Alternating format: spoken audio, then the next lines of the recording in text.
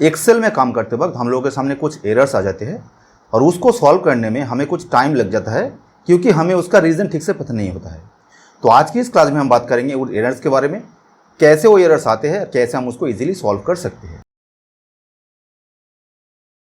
तो यहाँ पे आप देख सकते हैं मैंने कुछ एरर्स यहाँ पे लिख के रखा हुआ है और ये सारे एरर्स आते हैं जब हम एक्सेल में बेसिकली काम कर रहे होते हैं। तो पहला है डिव एरर। डिव एरर क्यों आता है? जब हम किसी भी नंबर को 0 से डिवाइड करते हैं या फिर ब्लैंक सेल से डिवाइड करते हैं। सपोज मैं यहाँ पे चलता हूँ और मैं कुछ नंबर यहाँ पे टाइप कर लेता हूँ, like equal to 45 and divided by 0। तो अगर मैं इंटर प्रेस करूँगा यहाँ पे तो आप देख सकते हैं यहाँ पे डिव एरर आ चुका है। सिमिलरली अगर हम किसी भी नंबर को ब्लैंक सेल से डिवाइड करेंगे तो भी डिव एरर आ जाएगा। जैसे कि मैं यहाँ पे कुछ नंबर टाइप कर लेता हूँ, लाइक 45 फिर से, और यहाँ पे मैंने इक्वल टू प्रेस किया, this cell divide by this cell. Okay, तो यहाँ पे भी डिव एरर आ जाएगा क्योंकि इस सेल में कुछ वैल्यू नहीं है, एक्सेल इसको एज ए 0 कंसीडर कर रहा है। ठीक, तो इसके बाद हम बात करेंगे एन एरर के बारे में। N stands for not applicable. जब हम कोई लुकअप फंक्शन यूज़ करते हैं, like V lookup, H lookup, match, this type of function जब हम यूज़ करते हैं तब हम लोगों का जो लुकअप वैल्यू होता है वो अगर अपना टेबल एरर के अंदर एग्जिस्ट नहीं होता है तब आता है एन एरर। देख लेते हैं एग्जाम्पल। सपोज मैं यहाँ पे 1 2 3 टाइप करता हूँ और कुछ भी यहाँ पे टाइप कर लेता हूँ, लाइक जनवरी, फरवरी, मार्च। ओके, तो ये हो गया मेरा छोटा सा टेबल एरे और यहाँ पे मैं एक नंबर टाइप कर लेता हूँ, लाइक 2। ठीक है, मैं 2 को यहाँ पे वी लुकअप लगाऊंगा। वी लुकअप ये है मेरा lookup value, comma lookup array ये है मेरा, कॉलम रेफरेंस नंबर यहाँ पे मेरा 2 है और यहाँ पे मेरा मैच टाइप होगा 0, मतलब एग्जैक्ट मैच।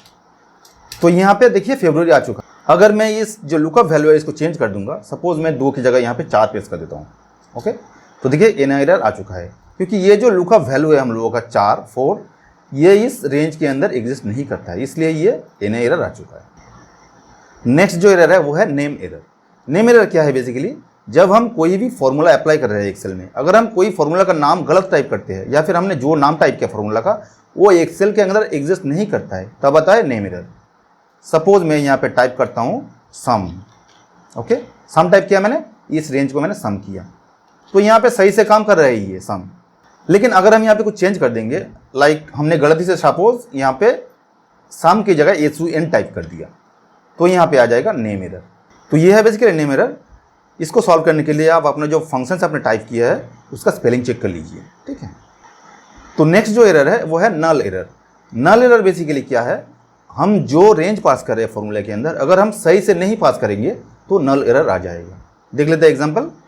सपोज हम यहाँ पे सम फंक्शन यूज़ करते हैं, सम यूज़ किया मैंने और इस रेंज को इसके अंदर पास कर दिया, तो ये तो वैलिड रेंज हो गया, इसमें हम लोगों का सही आउटपुट आ जाएगा। लेकिन अगर हम स्पेस देके ऐसा कोई दूसरा रेंज फिर से ऐसे टाइप कर देंगे तो ये जो तरीका हमने अपनाया है यहाँ पे स्पेस देके, ये गलत तरीका है। इसको हम अगर क्लोज करके एंटर करेंगे तो नल एरर आ जाएगा।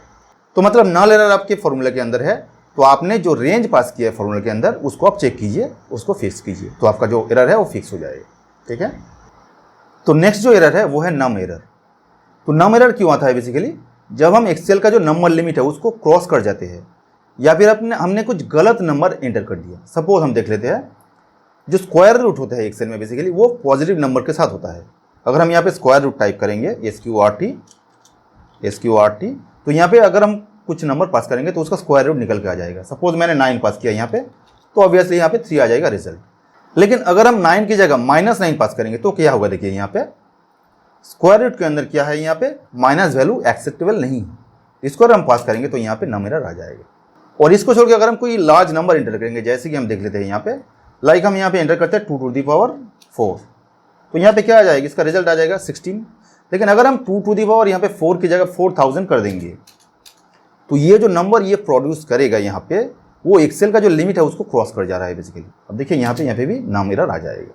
तो अगर आपके फॉर्मूले के अंदर नम एरर आ रहा है, मतलब आप फॉर्मूले के अंदर गलत वैल्यू पास किया है या फिर आपने जो नंबर प्रोड्यूस कर रहा है आपका फॉर्मूला वो एक्सेल का जो लिमिट है, नंबर लिमिट है, उसको क्रॉस कर जा रहा है। ठीक है, तो इसको हम डिलीट करते हैं अभी। तो नेक्स्ट जो एरर है वो है REF एरर। REF एरर मतलब रेफरेंस एरर। अगर आपके एक्सेल में जो रेफरेंस पास करें किसी सेल के अंदर वो सही नहीं है तो रेफरेंस एरर आता है। एग्जाम्पल देख लेते हैं हम। सपोज हम यहाँ पे टाइप कर लेते हैं कुछ भी, लाइक 1 4 5 6। ओके, हम यहाँ पे आके उसका रेफरेंस दे रहे हैं, like equal to this cell, मतलब J9। ओके, मैंने रेफरेंस दे दिया तो यहाँ पे आ चुका है। तो अब हम L कॉलम को डिलीट करेंगे हमने एल कॉलम में गया, यहाँ पे सिलेक्ट किया, कंट्रोल माइनस प्रेस किया, तो देखिए यहाँ पे रेफरेंस एरर आ चुका है। ये सेल पहले कहाँ से रेफरेंस ले रहा था? L9 सेल से, लेकिन मैंने उस सेल को डिलीट कर दिया। लेकिन यहाँ पे L9 सेल एग्जिस्ट है इस शीट के अंदर, लेकिन हमने वो जो पिछला सेल था उसको डिलीट कर दिया, इसलिए एक्सेल इसको एज ए एरर मान लिया। तो इसको सॉल्व करने के लिए आप सिंपली जो स्टेप्स आपने लास्ट परफॉर्म किया है उसको अनडू कर दीजिए, तो आपका एरर जो है वो सॉल्व हो जाएगा। लाइक कंट्रोल Z में प्रेस करता हूँ तो देखिए फिर से यहाँ पे एरर सॉल्व हो जाएगा। इसका और एक एग्जाम्पल है, सपोज मैं यहाँ पे एक एग्जाम्पल और देता हूँ। सपोज मैंने यहाँ पे कुछ लिख रहा हूँ, सपोज 4 5 6 सेकंड लिख रहा हूँ मैं, ठीक है, और मैंने यहाँ पे आके इस सेल का रेफरेंस दे दिया। ओके, ये रिलेटिव रेफरेंस है, आप देख सकते हैं यहाँ पे मैंने कोई डॉलर साइन यहाँ पे जो सेल नंबर है वो जो नंबर है उसके आगे नहीं लगाया है बेसिकली, ठीक है। तो अब अगर हम इस ये जो सेल है इसको कॉपी करके बाएं तरफ ले जाएंगे तो एक एक करके सेल शिफ्ट होते जाएगा बाएं तरफ, ठीक है। तो इसको मैंने कॉपी किया और 3-4 सेल आगे आके यहाँ पे पेस्ट कर दिया। तो जैसे ही हमने यहाँ पे इसको पेस्ट किया तो देखिए रेफरेंस एरर आ चुका है। क्यों है ये एरर? बेसिकली यहाँ से हम 3 सेल बाएं तरफ आ चुके हैं, तो रेफरेंस भी सेम 3 सेल बाएं तरफ जाएगा, लेकिन यहाँ से बाएं तरफ 3 सेल में कोई सेल एग्जिस्ट नहीं करता है, इसलिए यहाँ पे रेफरेंस एरर आ रहा है। तो नेक्स्ट हम बात करेंगे वैल्यू एरर के बारे में। सो वैल्यू एरर क्यों आता है? बेसिकली जब हम फॉर्मूले के अंदर गलत डेटा टाइप पास करते हैं, लाइक मैंने यहाँ पे कुछ नंबर टाइप करके रखा हुआ है, कुछ टेक्स्ट भी टाइप करके रखा हुआ है। सपोज हम इसके साथ कुछ मैथमेटिकल कैलकुलेशन करना चाहते हैं, लाइक मैंने इक्वल टू प्रेस किया और दिस सेल को सिलेक्ट, ये सेल को सिलेक्ट किया 86 माइनस ये सेल को सिलेक्ट किया। तो पहले सेल में मेरा क्या है? यहाँ पे नंबर है, और दूसरे सेल में क्या है? मेरा टेक्स्ट है, मतलब स्ट्रिंग टाइप का डेटा है। अगर हम यहाँ पे एंटर प्रेस करेंगे तो यहाँ पे वैल्यू एरर आ जाएगा, क्योंकि इसका दोनों का जो डेटा टाइप है वो मैच नहीं करता है। लेकिन अगर हम कुछ फॉर्मूलाज यूज़ करेंगे जैसे कि सम, मिनिमम, मैक्सिमम, एवरेज, ये सारे फॉर्मूलाज क्या करता है? जो भी नॉन न्यूमेरिकल वैल्यू होता है बेसिकली, जो नंबर नहीं होता है जो भी वैल्यू, उस सेल को इग्नोर कर देता है। लाइक मैंने यहाँ पे सम टाइप किया और अगर हम इस पूरा रेंज को सिलेक्ट करेंगे तो यहाँ पे रिजल्ट में कोई हम लोगों का एरर नहीं मिलेगा। इसको छोड़ के भी वैल्यू एरर आ सकता है अगर हमने अपने फॉर्मूला के अंदर एरे यूज़ किया है और हमने उसको एरे में कन्वर्ट नहीं किया है। देख लेते हैं कैसे। लाइक हमने सम टाइप किया यहाँ पे और यहाँ पे इफ इसके अंदर टाइप किया, ओके, और हमने इस रेंज को सिलेक्ट कर दिया, लॉजिकल टेस्ट में इक्वल टू जनवरी प्रेस किया, तो जनवरी कॉलम को ये सम करेगा बेसिकली, ओके। देन यहाँ पे हमने इस रेंज को सिलेक्ट कर दिया और यहाँ पे इसको, और यहाँ पे हमने डबल ब्रैकेट को क्लोज कर दिया।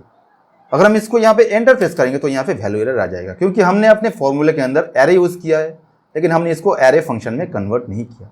अगर हम यहाँ पे शिफ्ट, कंट्रोल और एंटर प्रेस करेंगे तो हम लोगों का जो फंक्शन है वो सही से काम करेगा। देखिए जो जनवरी का सम है वहाँ पे 1 है, ओके। सो नेक्स्ट जो एरर है वो है हैश एरर। हैश एरर बहुत ही सिंपल एरर है। ये बेसिकली आता है अपना जो सेल का विड्थ है, अगर वो छोटा है अपने डेटा के कंपेरिजन में, तब आता है हैश एरर। सपोज ये जो सेल का विड्थ है इसके अंदर मैं नाउ फंक्शन यूज़ करता हूँ। सो नाउ फंक्शन क्या करता है? करंट डेट और टाइम शो कराता है, ठीक है। नाउ को यहाँ पे bracket open and close parameter है, कोई आर्गुमेंट इसके अंदर नहीं पास करना होता है हमें। यहाँ पे हमने एंटर प्रेस किया तो देखिए सेल का विड्थ ऑटोमेटिकली एडजस्ट हो गया। यहाँ पे मेरा ऑटो एडजस्ट फिट किया हुआ है, इसलिए अगर ये ऑटोमेटिकली एडजस्ट नहीं होगा, देखिए अगर ऐसा होगा तो देखिए यहाँ पे हैश आ रहा है बेसिकली। तो हैश जब आपके सामने एरर आएगा तब आप सिंपली अपना जो सेल का विड्थ है उसको एडजस्ट कर लीजिए, एरर सॉल्व हो जाएगा, ठीक है। सो नेक्स्ट जो एरर है हम लोगों के सामने वो है सर्कुलर रेफरेंस। ये कोई एरर एक्सेल में ऐसे शो नहीं होता है बेसिकली, ये दूसरे टाइप का एरर है। अगर हम अपने जो रेफरेंस के अंदर उसको दोबारा पास कर देंगे, देख लेते हैं कैसे। सपोज हम लोगों के सामने ये जो रेफरेंस है ये नंबर्स है 1 2 3 और हम यहाँ पे इसका सम कर रहे हैं, ठीक है। हमने अगर सम रेंज के हमें इतना तक पास करना था, ठीक है, यहाँ पे 8 4 2 6 यहाँ पे इसको पास करना था बेसिकली।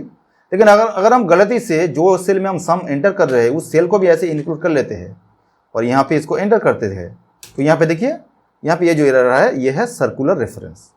तो अगर आपके सामने ऐसा एरर आए तो आप समझिए कि आपने जिस सेल में फॉर्मूला आपने एंटर किया उस सेल को आपने रेफरेंस के अंदर पास कर दिया। तो इसको भी आप सॉल्व कर सकते हैं, जैसे कि अगर आपको चाहिए वहाँ पे भी ये नंबर आपको चाहिए ही, ठीक है। यहाँ पे देखिए 0 आ रहा है। अगर आपको यहाँ पे इसका रिजल्ट चाहिए तो आपको थोड़ा सा सेटिंग में चेंजेस लाना पड़ेगा। इसके लिए आप फाइल मेनू में जाइए और ऑप्शंस में जाइए और यहाँ पे फॉर्मूलाज टैब में जाइए, फॉर्मूलाज में जाइए और यहाँ पे देखिए इनेबल आइटरेटिव कैलकुलेशंस है। तो आइटरेशन बेसिकली क्या होता है? जब हम प्रोग्रामिंग पढ़ेंगे, लाइक VBA पढ़ेंगे एक्सेल में, तब हम देखेंगे आइटरेशन बेसिकली क्या होता है। वहाँ पे क्या होता है, हम रिपीट कर सकते हैं किसी काम को, ठीक है। तो यहाँ पे ये रिपीट करेगा कि नहीं ये पूछ रहा है, ठीक है।